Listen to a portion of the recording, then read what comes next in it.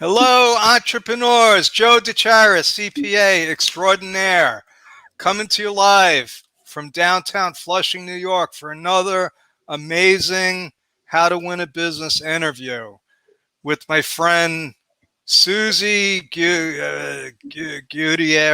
How do you say that? Gutierrez. Gutierrez. I wanted to hear your pronunciation. You know, when I'm interviewed, the first thing people ask me is, how do I pronounce your name? And I say, it's Joe. It's Joe. What's the problem? It's Joe. What do you know? I Yeah. told my husband, he screwed up my last name. Before we got married, it was Uribe. And I thought that was bad enough. But now people ask me, I say Gutierrez, and they butcher the heck out of it. The two R's threw me off. I got two R's too. My husband's Rudy, then we got Rory, then we got Roman, and then we got Roque. Oh my God. And they want to change my name to Ruzi so that I can have an R too. Okay. R2D2. Yeah. So what is Easy Biz Inc? I never saw that before. That's not what I thought your brand was. Yes, so it's Easy Biz is basically what we are committed to doing is we help small businesses get certified so they can start doing work with government. In a nutshell. That's amazing, because that's exactly what I wanted to talk about tonight. Yes, and so there's no coincidences. There's no coincidences. And so the reason I decided to call it Easy Business because it seems so complicated to so many people. And so I wanted to let them know, look, it's not that hard, and so we put this whole program together into one. And so it's easy. Nothing's easy. It's not. I'm sorry. You might make it simple. Okay, that's what we try to do.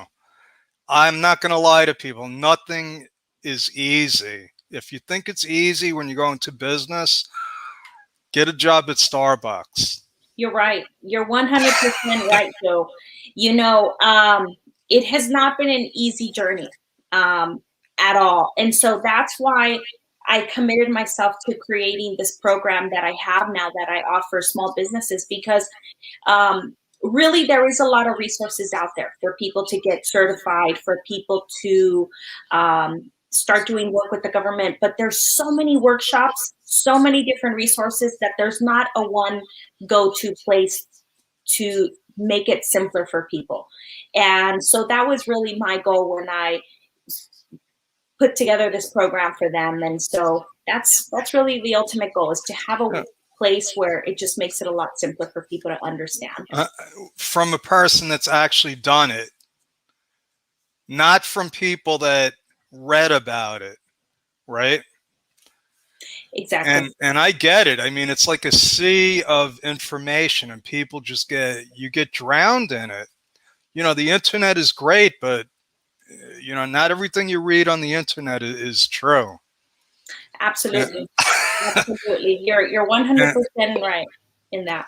But now, so tell me a little bit about your journey, because I've heard that becoming certified, and what we're talking about is SBA certified, right? That's correct. It's becoming certified as a small business. There's different certifications that you can get right now, and one of them is primarily getting certified as a small business, as a small business enterprise. So my journey really began about 15 years ago, and that was I stumbled upon construction by accident. I'm getting a little echo, so I'm going to lower my volume here. I stumbled upon it by accident. I started working with my husband. He had his construction firm, and I stepped in, and it was a complete mess. We started working together, and I said, I've got all these ideas. Let's go for it. And during that time is kind of when the transition of the internet kind of started coming in. And so we started getting our phones slowly started dying, and we started getting a lot of invitations for bids through the internet. And so that's how the journey kind of began, because we started showing up to bid walks and they'd say, "Are you registered? Are you certified?" And we were like, Okay, well, wait. Slow down. What's a bid walk? so a bid walk is basically, if you're in construction, you get invited to go view a project. And so you go over the specifications of the project, you go over the bid documents, the scope of work. And so that's what a bid walk basically is. You get to go and you meet with the officials that are procuring the project. Okay. And But so that was 15 years ago. I mean, things yes, are a lot different now. they are, yeah, but not too different. They have changed, but ideally what happened was we started understanding that we needed to get certified to be able to go into these different projects. And so that's where the journey kind of began. Okay, so I'm sorry, I'm going to keep stopping you because I have a lot of questions because you bring stuff. So when you say, like, I'm a certified public accountant, do you know what that means? I'm not an accountant, so I don't know what certified public Well, accountant. I can do audits. I don't do any audits. It's I can also represent people at the IRS. It means different things. Right. So what we've been interested in, because we have a lot of women-owned and minority-owned businesses, and that's what I'm getting the feeling that there's a lot of opportunities for that market segment. Absolutely. So that's basically, they're starting off in the right place. If you're women certified already, if you're small business certified, minority owned certified as well, that certification comes through your local entity, through your local state, and then of course you can go through the SBA as well.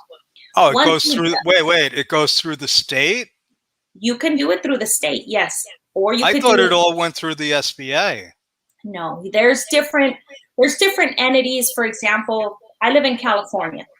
California, you can get certified through Metro, through the Department of Transportation. So wait, you're telling there's all different kinds of certifications. There is, but what happens is they're all uniform, and every entity will the certification will cross into the other ones. So you don't have to keep duplicating the info. You don't. No. Okay. You could if you want to, but you don't. There's really no need to, because as long as one entity, if you're certified through a major entity, which is like your local city, a state, or the federal government, which is the SBA, they're all going to, it's going to cross through the board. So yeah, I thought, this is great because I thought you had to go right through the SBA. Not necessarily, no. Usually I always refer people directly to their state first. So like the Secretary of State, that's where I go to incorporate people. Right. So you would go to your Department of General Services, for example, so which is different from your Secretary of State, because that's where. Okay. It's like any state's Department of Commerce. Yes, we call it the Department of General Services. Yeah. I know they all call it something different, but. Yeah. New York, I'm sure, has one. So that's who you would go to be able to certify your business as Bedrock Builders as a small business certified. Okay, so I'm not a woman, I'm not a minority. Obviously. What am I going to get certified for? Well, if you make under 15 million a year in sales, forget, I'm out. You could. I don't qualify then. Well, I wish I didn't qualify. Really, under 15 million. Generally, that's the number. Yes. Oh my God, that's crazy. Your revenue. Honestly, I'll tell you why that's insane. There's 30 million businesses in the United States. 25 million are sole proprietors. Most of them don't make anything. If they make 100 grand, they're lucky. Yes. So you're saying the bulk and I think that's the crux of the problem here. Yeah, Because 90% of you businesses. get up to 10, a million, 5 million. Why? 90% of businesses in the United States are technically small businesses, but what they're not seeing is they don't understand there's resources out there and opportunities for them to not only get certified, but then be able to access stuff like grants, for example, and Well, set aside contracts. So that's the big problem, is that people are not getting certified and they don't understand that now that you're well, certified, there's set aside opportunities for you. so okay, this is perfect because now this is what you're trying to do, right? You're trying to make it easy for small businesses to get certified. Yes, that is Because, correct. and I understand this because when I talk about things like S corps and not being a sole proprietor, like it's simple. It's like black and white, and I try to make it easy for people. But Exactly. to get certified, so if you own a deli, okay, and you're making 60, 70 grand a year and supporting a family, you don't have time to go for a grant. Most people don't. Most people don't. And so there are services out there. I don't offer that service, unfortunately, but I know there's businesses out there that they'll get you certified. Then they'll have you connect with your local chambers to be able to get grants and things like that. But it's just people don't understand that these resources are out there. That's what I think is unfortunate. I agree. There are a lot of resources, and that's what we want to do. We want to connect people with these resources. We're doing a webinar tomorrow, workshop. I have nothing to do with it. I just show up and I ask questions. But we're talking about getting government grants, setting up not-for-profits, doing crowdfunding. I would love to have you on to talk about getting certified. Oh, that'd be lovely. I'd love to. I would Yeah. love to. So let's talk about that. And so what kind of contracts can people get from the government? Yeah, definitely. So the top industries right now are definitely construction. You have IT, telecommunications, architectural engineering. You have janitorial and custodial is a big one, especially right now with things changing so much last year. You have security and safety. Those are really the top ones. But anything from accounting to anything, even real estate services. I mean, if you're a realtor and you want to get into doing things like Section 8 and things like that, I mean, the opportunities are endless. I mean, there's literally over 10,000 codes that the government uses in terms of goods and services. I know the medical profession is like a huge percentage of the economy, but the government, what number? I think I just read it was like 30% of everything the government buys, right? Yes, it's a big amount. It definitely is a big amount. So it just depends on, I mean, the numbers are crazy. And definitely what I always just stress is the opportunities are out there. I mean, I know the zoo, for example, they buy lizards, to feed crocodiles. I mean, you think of the things the government is buying. You got to think outside the box. Exactly. You do. And so if you have a product or a service that all you got to do is when you go in and register with your local state as a small business, they're going to give you an option and they're going to say on there, please select the boxes of the items that you specialize in. So for example, you do accounting, you would select that box and guess what? You're automatically going to get invites to bids every single day or, every few weeks whenever those bid opportunities come out. And so that is something that I do encourage is if you're in business, just search it. Search on there whatever your service or product is, has the government bought this? And it's going to come up. You're going to be, all the information is public. You're even going to be able to see what everybody sold their contracts for. The flip side of that coin is there's too much information. Like I said, you can get lost and if you're like me, I'm like, it's 4 a.m. in the morning and I didn't accomplish anything. But my friend here, Lee, does video production. Yeah. Okay. Are there contracts out there for her? Absolutely. Absolutely. You know, and I want to touch on something It's really not important. Lee. It's Lay. It's Lay. Sorry, Lay. Lay. You Lay. know, I have to mention something that you just mentioned that's super important is that all the information is out there. Okay. And there's two sides of the coin when it comes to that. I had a client ask me, well, now when I start bidding on these jobs, are my competitors going to be able to see my pricing?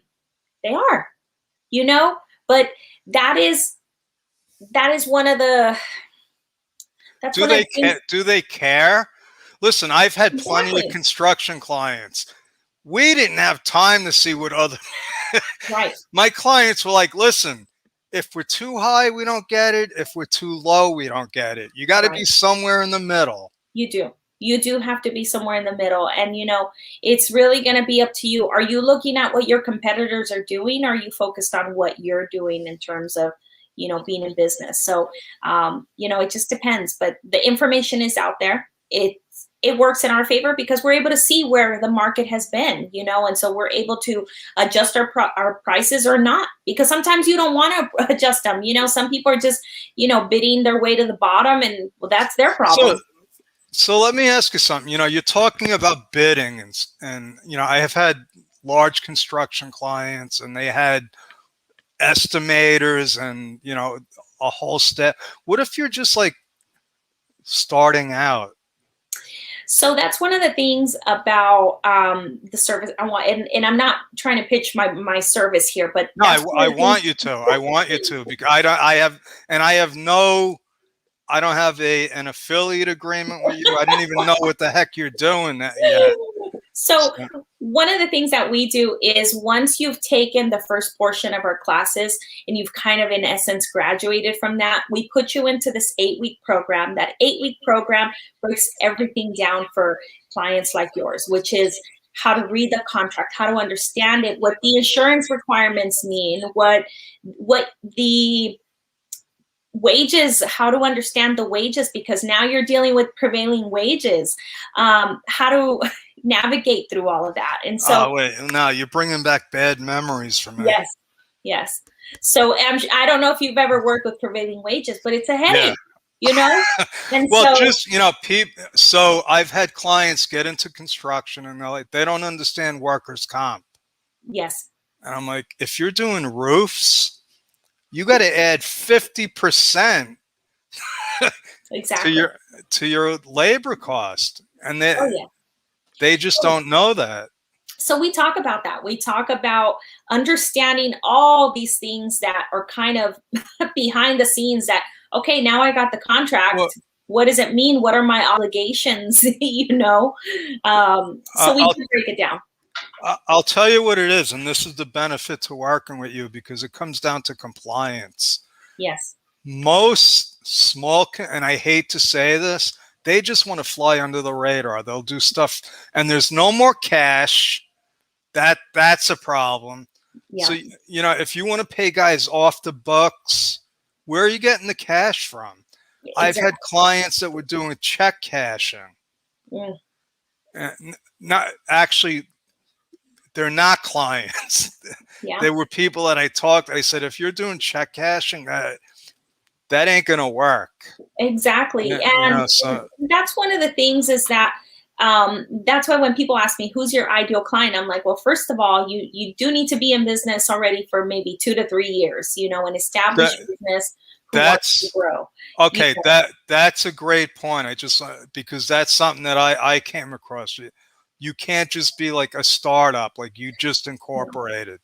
You can't unfortunately, because you know you need to understand that you're going into government work. And so first of all, you don't want to set yourself up for failure, because one of the things, like, people don't understand that there's bonds that are going to be you know, put in place. And so if you don't perform, they're going to come after your bonds. And so then what, you know? So there's a lot of things that we go through What to prepare you. what about sales tax?